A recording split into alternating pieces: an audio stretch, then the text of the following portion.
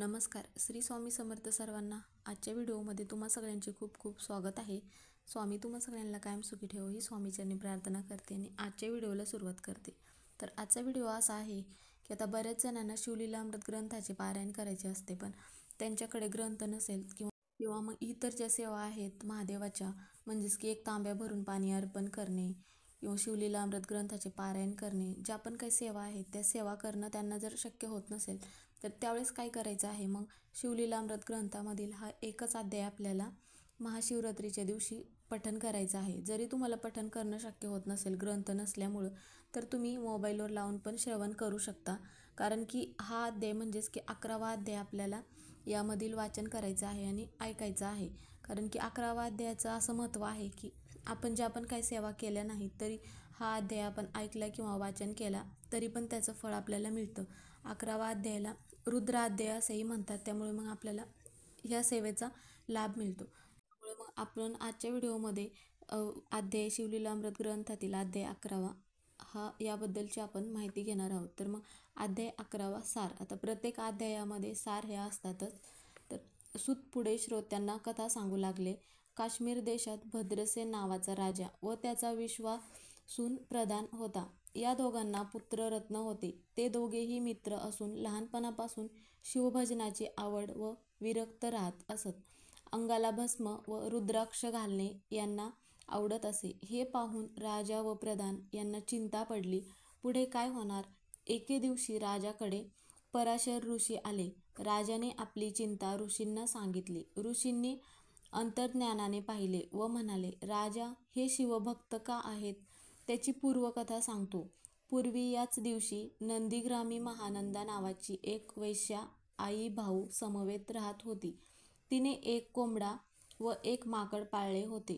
तेच हे तुझा पुत्र सुधर्म व प्रधान पुत्र तारक तुमच्या पोटी जन्माला आले आहेत. कारण महानंदा ही शिवभक्त होती.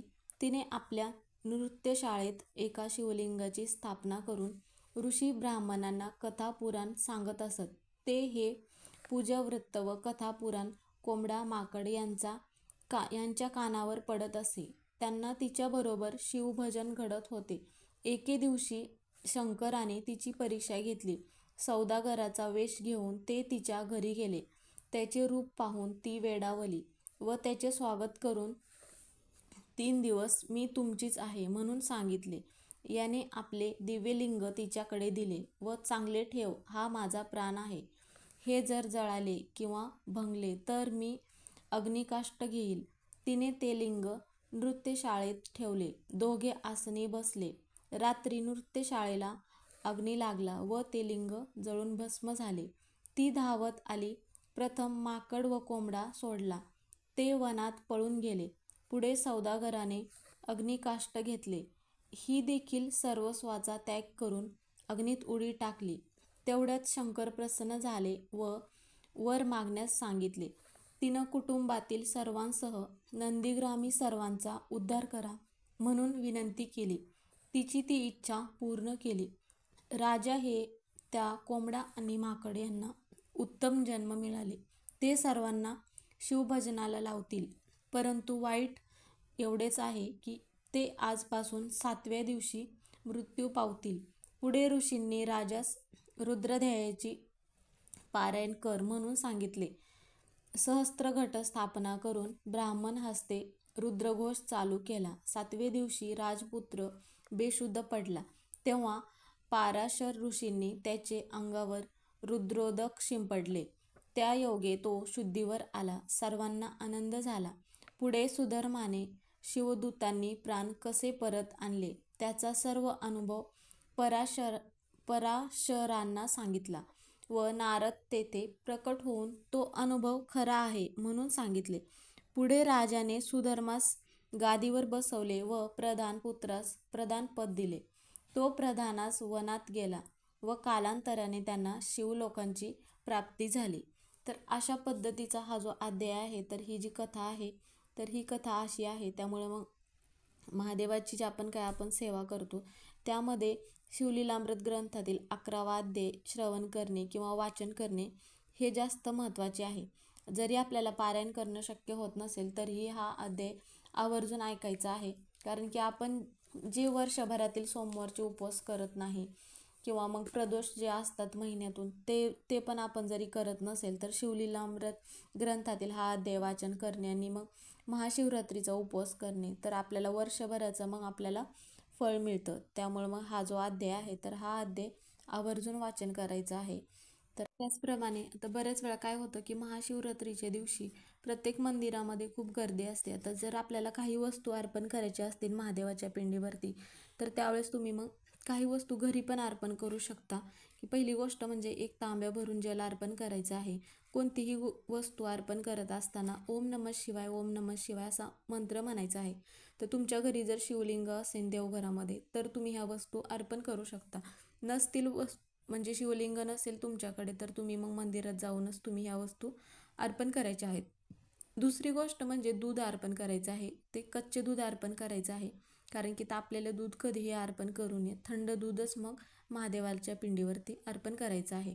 त्यानंतर मध अर्पण करायचं आहे. मध अर्पण केल्यामुळे काय होतं की व्यक्तीमधील नात्यामध्ये गोडवा निर्माण होतो. आणि मग त्याचप्रमाणे आजच्या दिवशी तुम्ही गरिबांना पण तुम्ही काही वस्तू दान करू शकता. म्हणजेच की ऊसाचा रस, आता ज्या काही वस्तू असतील त्या वस्तू तुम्ही मग आजच्या दिवशी अर्पण करू शकता. त्यानंतर संतान प्राप्ती होण्यासाठी आजच्या दिवशी गाईच्या कच्च्या दुधाचा अभिषेक घालायचा आहे महादेवाच्या पिंडीवरती. ज्यामुळे काय होईल की जर एखाद्या व्यक्तीला संतान प्राप्ती होत नसेल तर संतान प्राप्ती होण्यास मदत होते आणि मग महादेवाचा आपल्याला आशीर्वाद मिळतो.